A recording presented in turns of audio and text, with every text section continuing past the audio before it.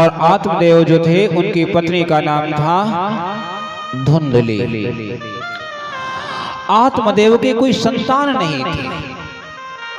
आत्मदेव सभी महात्माओं के पास घूमते जाते पूछते। एक महात्मा जी से पूछा कि महाराज मेरे कोई संतान नहीं, मैं क्या करूं? तो महात्मा जी ने देखा, बोले आपके किस्मत में, आपके भाग्य में जो है संतान लिखी ही नहीं। उसी समय आत्मदेव बड़े विद्वान थे। आत्मदेव जी कहने लगे संत जो है वो किस्मत को भी पलट देता अगर संत है। रबड़ की स्टाम्प होती है, उसमें अक्षर तो उल्टे होते, जो स्टाम्प लगाओ वो सीधी हो जाती है। महात्मा जी ने कहा सन्यासम सर्वदा शुभम, आप सन्यासी बन जाओ, बाबा बन जाओ।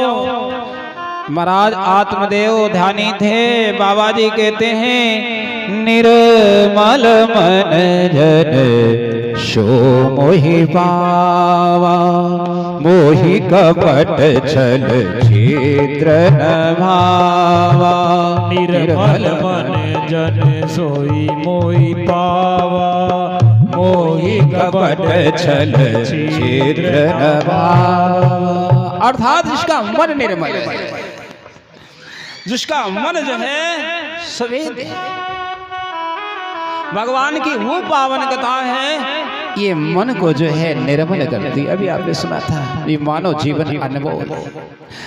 आत्मदेव कहते हैं कि महाराज मेरा मन जो है वो गृहस्थ में लगा हुआ है, मैं सन्यासी नहीं बन सकता, आप कृपा करो, मुझे संतान चाहिए। तो महात्मा जी ने क्या किया, एक फल लिया और उसको अभिमंत्रित किया। आप लोग पूजा करते हो, प्रसाद दिया जाता है, बोले थारा प्रसाद है थे ही जिम लियो, ये तो कहा जाता है। लेकिन लोग क्या होता है, वो अपने ये टावरियों के लिए चले, टावरों को दे दे, नहीं, एक कामना के साथ प्रसाद दिया गया। पूजन का एक कामना होती है।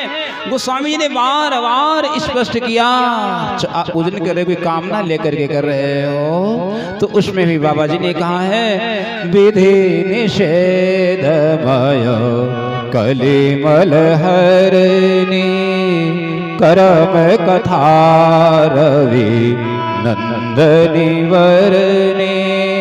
विधि अर्थात विधि निषेधमय कलिमल हरणी, जो आपको पूजन बतलाया गया है उसमें क्या विधि है और क्या निषेध है। कि आपने पूजन किया, ये प्रसाद दिया, इसको आपको ही लेना। आत्मदेव ने क्या किया, महात्मा जी ने फल लिया और फल लेकर के अभिमंत्रित किया और कहा ये फल अपनी पत्नी को दे देना जा करके। आत्मदेव बड़े खुश हो गए। आप विचार करो, जब आपका मन प्रसन्न हो तो समझो हमारी साधना, हमारी भक्ति सफल है। किसी की इसमें आवश्यकता नहीं, आपको प्रमाण पत्र लेने की आवश्यकता नहीं है। अगर आपका मन खुश है, हृदय प्रसन्न है, तो आप ये समझिए कि हमारी भक्ति सफल है। एक इंग्लिशकार ने भी लिखा हुआ है, ये महाराज श्री शांति गिरी जी का पावन धाम, ये ऐसा धाम है जो यहाँ पर आ गया है सच्चे मन से, उसके सारे कष्ट कट जाते हैं, कष्ट मिट जाते हैं। प्रोजेक्ट इटसेल्फ सर्विस, अर्थात यहाँ पर जो आ गया उसके जन्म जन्मांतर के कष्ट मिट जाते हैं और भगवान कृपा करते हैं। फल लेकर के आए, जो फल लेकर के आत्मदेव आए, आत्मदेव ने क्या किया, अपनी पत्नी धुंधली से कहा कि फल ले लो।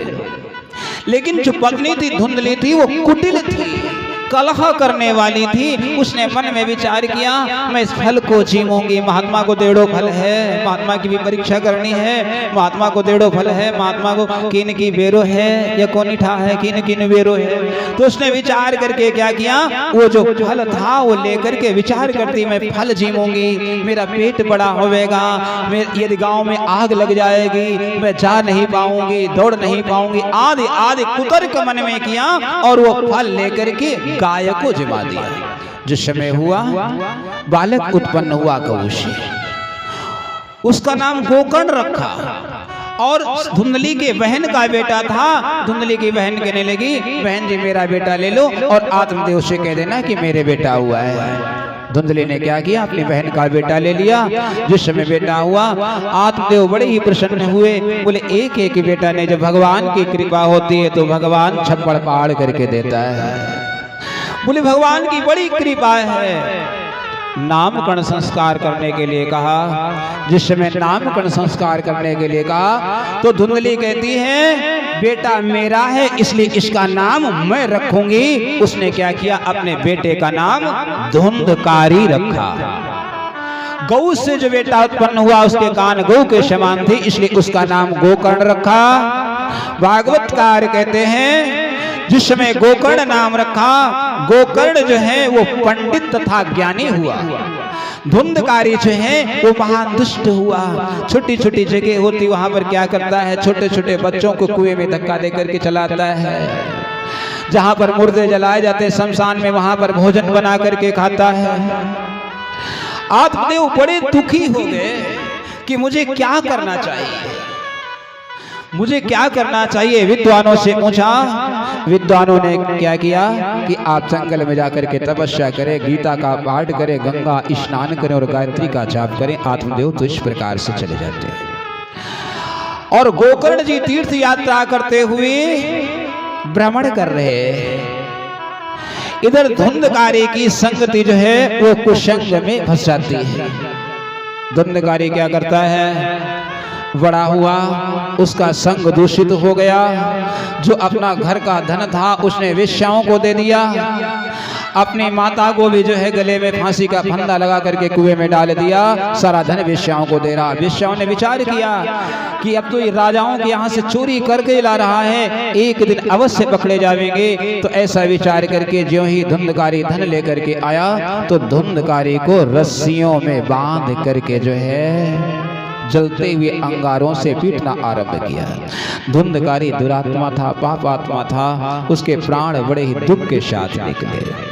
सूची महाराज कहते हैं धुंधकारी के प्राण निकले। धुंधकारी जो है प्रेत आत्मा को प्राप्त हुआ। इधर गोकर्ण जी तीर्थ यात्रा करते करते गया जी में गए। उन्होंने विचार किया कि अपने भाई को जो है मैं पिंड क्रिया कर दूं। वहां पर गोकर्ण के लिए पिंड किया। गोकर्ण जी ने जो है धुंधकारी के लिए प्रेत आत्मा के लिए पिंडदान किया। जब तीर्थ यात्रा करके लौट करके आए घर में तो वहां पर जो है नाना प्रकार के धुंधकारी रूप दिखा रहा है। महाराज ने कहा गोकर्ण कि तुम कौन हो?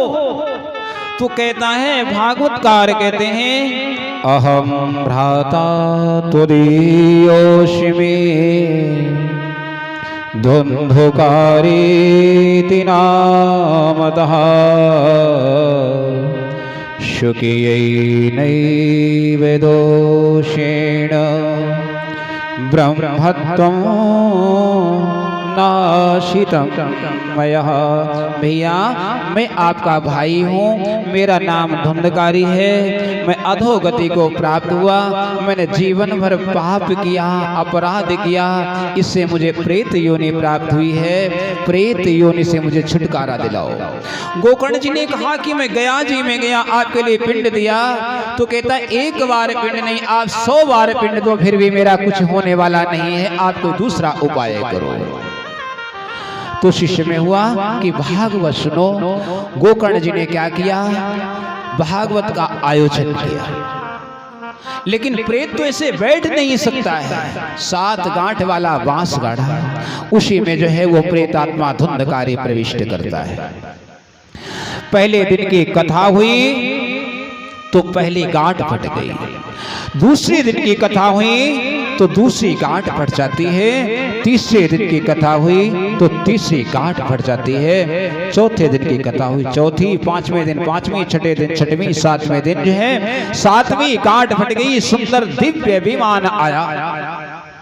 जो दिव्य विमान आया उस विमान पर बैठ करके जो है गोकर्ण भाई को प्रणाम करता है।